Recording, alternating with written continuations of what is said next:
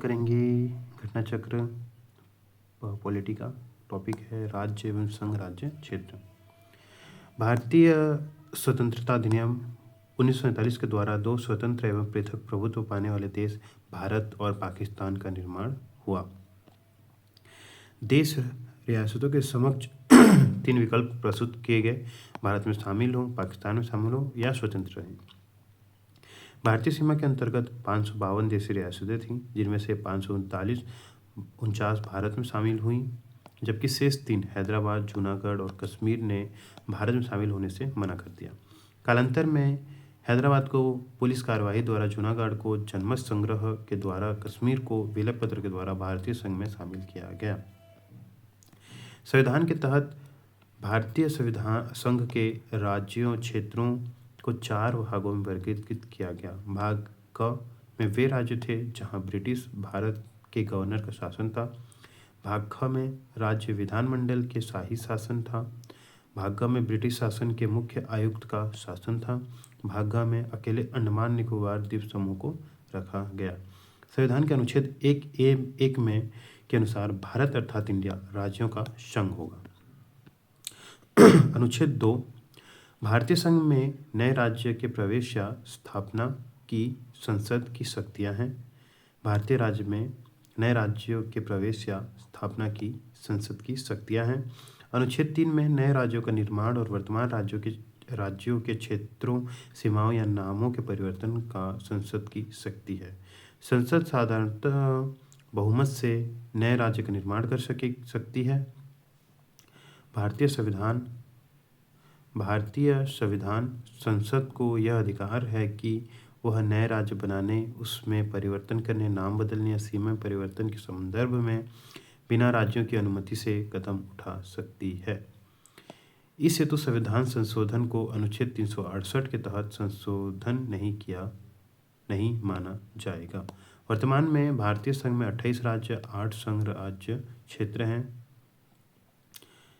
संसद संविधान में संशोधन करके किसी भारतीय भूभाग को किसी अन्य देश को सौंप सकती है। जून 1948 में भारत सरकार के एस.के. धर की अध्यक्षता में भाषाई प्रांत आयोग की नियुक्ति की। इस आयोग ने अपनी रिपोर्ट दिसंबर 1948 में पेश की।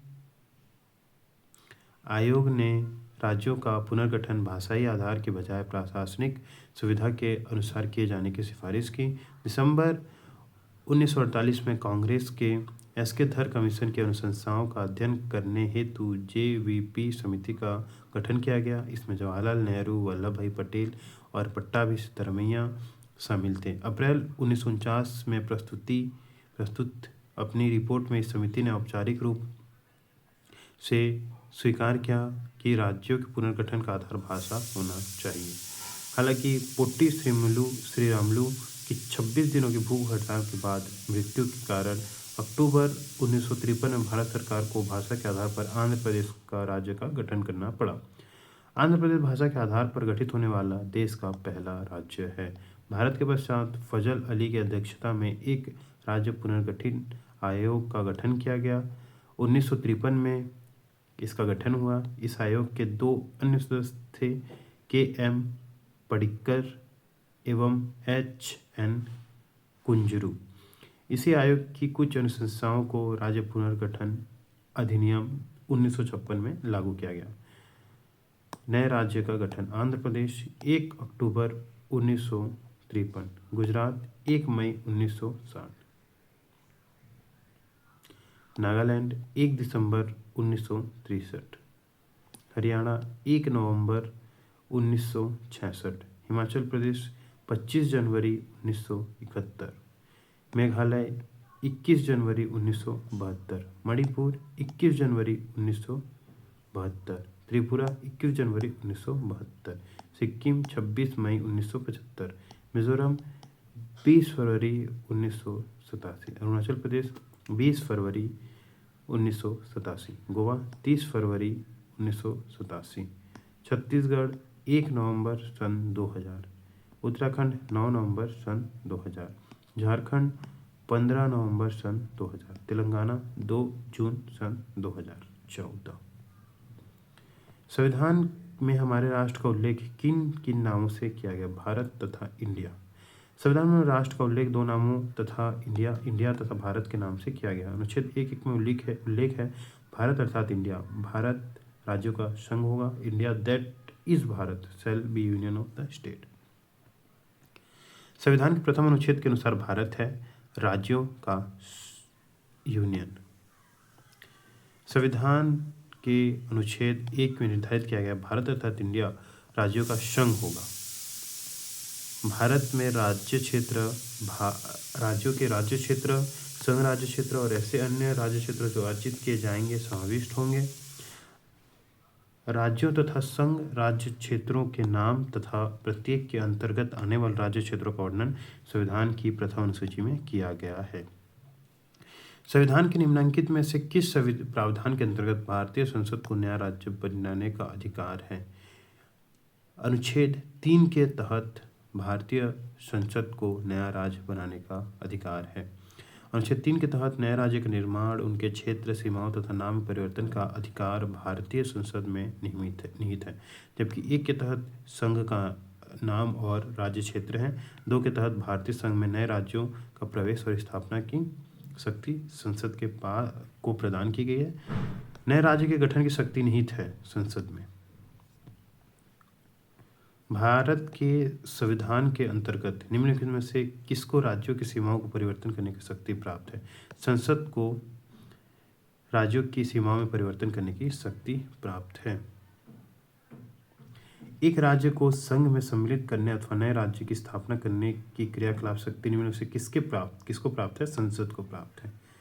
भारतीय संघ के अंतर्गत किसी राज्य को मिलाने का अधिकार किसके पास है? संसद के पास है। निम्नलिखित में से कौन सा कथन नए राज्यों के निर्माण के बारे में सही है? संसद विधि द्वारा नए राज्य का निर्माण कर सकती है। सही नहीं है तो कर सकती है। इस प्रकार की विधि में संविधान की पहली अनुसूची और चौथी अनुसूची के संशोधन का प्रावधान होगा। हाँ, संशोधन का प्रावधान होगा। इस प्रकार की विधि को अनुच्छेद 368 के प्रयोजनों के लिए संविधान का संशोधन समझा जाएगा? नहीं, इसे संविधान संशोधन नहीं समझा जाएगा। इस प्रयोजनों के लिए विधेयक संसद में तब तक पुनः स्थापित नहीं किया जा सकता जब तक इसे उस राज्य के विधानमंडल को निर्दिष्ट नहीं कर दिया गया जिसके क्षेत्र सीमाओं एवं नाम पर इसका प्रभाव पड़ा है। तो ऑप्शन सी इसमें विधि के अनुच्छेद 368 प्रयोजनों के लिए संविधान का संशोधन नहीं समझा जाएगा। ये नहीं, उसमें क्या है, इसे संविधान संशोधन नहीं समझा जाएगा। नए राज्यों के निर्माण के लिए विधि हेतु 368 के तहत विशेष प्रक्रिया नहीं अपनाई जाती है, अर्थात संसद साधारण बहुमत से नए राज्यों का निर्माण कर सकती है तथा संविधान के अनुच्छेद 4(2) के अनुसार इस प्रकार की विधि अनुच्छेद 368 प्रयोजनों के लिए संविधान का संशोधन नहीं समझी जाती है। अन्य विकल्पों के कथन नए राज्यों के निर्माण के संदर्भ में सही है। एक नया राज्य बनाने में वैधानिक संशोधन के लिए कैसा बहुमत चाहिए? एक साधारण बहुमत चाहिए। संवैधानिक प्रावधानों के अनुसार राज्यों की सीमाओं को बदलने के लिए राज्य की सहमति आवश्यकता नहीं होती।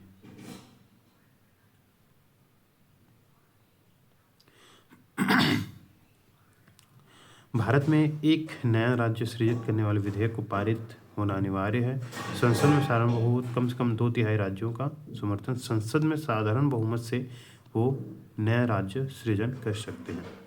भारत संघ नहीं है, भारत संघ है, तो कथन तो गलत हो जाता है, क्योंकि किसी भी राज्य क्षेत्र सीमा नाम उसकी सहमति के बिना परिवर्तित करने की शक्ति संघीय संसद को प्राप्त है। हाँ, संघीय संसद को प्राप्त है। कारण जो है वो सही है, लेकिन जो कथन है वो गलत है, तो ऑप्शन डी। संविधान के अनुच्छेद 1 के अनुसार भारत राज्यों का संघ यूनियन ऑफ द स्टेट किसी राज्य क्षेत्र सीमा या नाम परिवर्तन हेतु राज्य के विधानमंडल का विचार प्रकट करना अनुच्छेद 3 के परंतु के तहत अपेक्षित है, किंतु इस संदर्भ में राज्य विधानमंडल के विचार संसद पर बाध्यकारी नहीं है, अतः संसद बिना राज्यों की सहमति के भी ऐसा कर सकती है। अतः ये गलत है, आज सही है।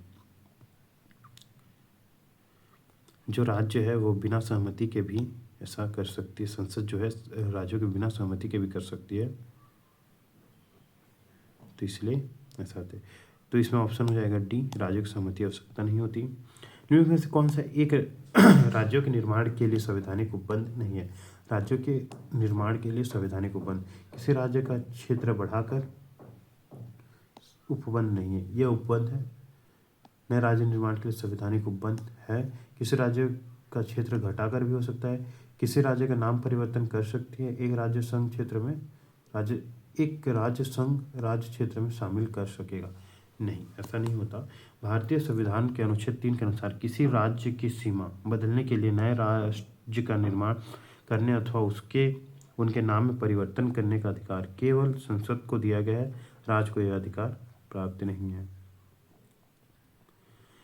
निम्नलिखित में से कौन सा संविधान के अनुच्छेद 3 के तहत संसद के एक कानून द्वारा संभव नहीं है? नए राज्य का गठन कर सकती है, राज्यों के क्षेत्र में परिवर्तन कर सकती है, राज्यों की सीमाओं में परिवर्तन कर सकती है। नए राज्य का प्रवेश वो नहीं कर सकते। भारतीय संविधान अनुच्छेद 3 के तहत नए राज्यों के निर्माण में उनके क्षेत्र, सीमाओं या नामों में परिवर्तन अधिकार भारतीय संसद में निहित है, जबकि अनुच्छेद 2 के तहत संसद विधि और भारतीय संघ में राज्यों का प्रवेश और उनकी स्थापना कर सकती है। निम्नलिखित तथ्यों पर विचार करें और दिए गए कूट की सहायता से बताएं कि इनमें से कौन सा सही है। संविधान यूनियन ऑफ द स्टेट है शब्द का प्रयुक्त हुआ है क्योंकि भारतीय राज्यों को अलग अधिकार नहीं। भारत के राज्यों को अलग होने का अधिकार नहीं है। भारत के राज्यों को अलग होने का अधिकार नहीं है। पहला कथन सही है। एस्केधर आयोग ने राज्यों के पुनर्गठन हेतु भाषा के आधार की अपेक्षा प्रशासनिक सुधार को वरीयता दी थी। सत्य है। पंडित नेहरू, सरदार पटेल और पट्टाभी सिद्धरामैया की अध्यक्षता में कांग्रेस कमेटी राज्यों में पुनर्गठन आयोग भाषाई आधार पर के पक्ष में नहीं किया। हाँ, तीनों कथन सत्य है।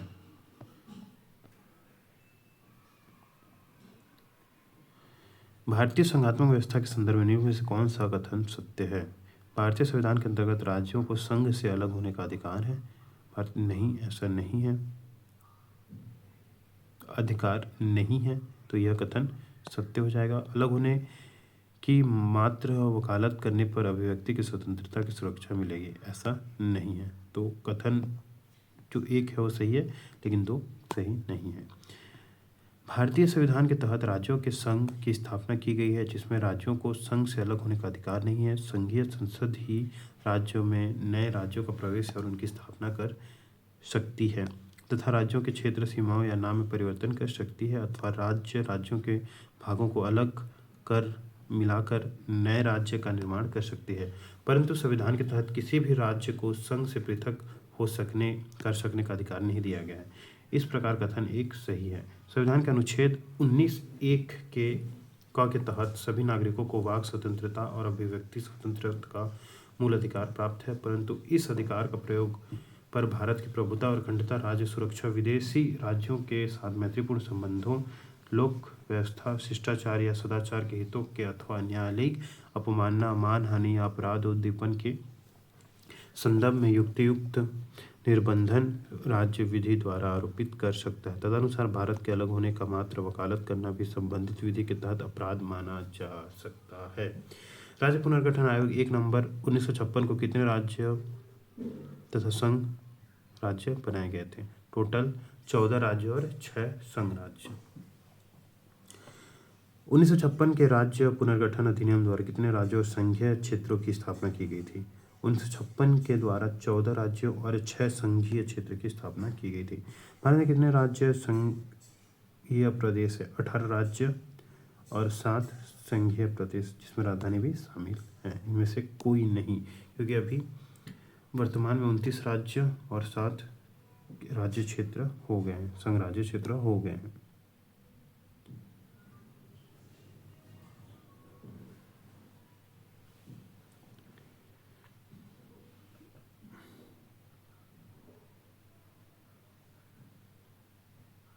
तेलंगाना राज्य बन जाने के बाद भारत में राज्यों की संख्या कितनी होगी? भारत में राज्यों की संख्या 28 होगी। भारत में कितने केंद्र शासित प्रदेश? भारत में वर्तमान में 8 केंद्र शासित प्रदेश हैं। इनमें से कौन सा संघ राज्य क्षेत्र? वर्तमान में 9 है। इनमें से कौन सा संघ राज्य क्षेत्र नहीं है? अंडमान है, दमन दीव है, गोवा नहीं है, पुडुचेरी है। तो गोवा ऑप्शन सी हो जाएगा। किस राज्य की राजधानी का नाम स्वतंत्रता प्राप्ति के बाद अभी तक नहीं बदला? स्वतंत्रता प्राप्ति के बाद अभी तक जो आंध्र प्रदेश है उसकी राजधानी का नाम हैदराबाद अभी तक नहीं बदला। 2 जून 2014 में तेलंगाना राज्य के निर्माण के बाद अगले 10 वर्षों से अधिक अवधि तक हैदराबाद के आंध्र प्रदेश और तेलंगाना संयुक्त राजधानी बने रहने का प्रावधान आंध्र प्रदेश पुनर्गठन अधिनियम 2014 के तहत किया गया तथा इस अवधि के बाद आंध्र प्रदेश की नई राजधानी होनी थी। दिल्ली है एक केंद्र शासित प्रदेश। किस संविधान संशोधन द्वारा दिल्ली को राष्ट्रीय राजधानी क्षेत्र का दर्जा दिया गया? 69वां संविधान संशोधन अधिनियम 1991 द्वारा देश की राजधानी दिल्ली को संघ राज्य क्षेत्र की श्रेणी कायम करने रखते हुए इसके लिए एक विधान सभा और मंत्रिपरिषद का उपबंध किया गया। साथ ही संविधान के अनुच्छेद 239 के तहत के तहत संघ राज्य क्षेत्र दिल्ली को राष्ट्रीय राजधानी क्षेत्र एनसीआर का दर्जा दिया गया। एनसीआर, ठीक। इसका क्वेश्चन कल देखते हैं।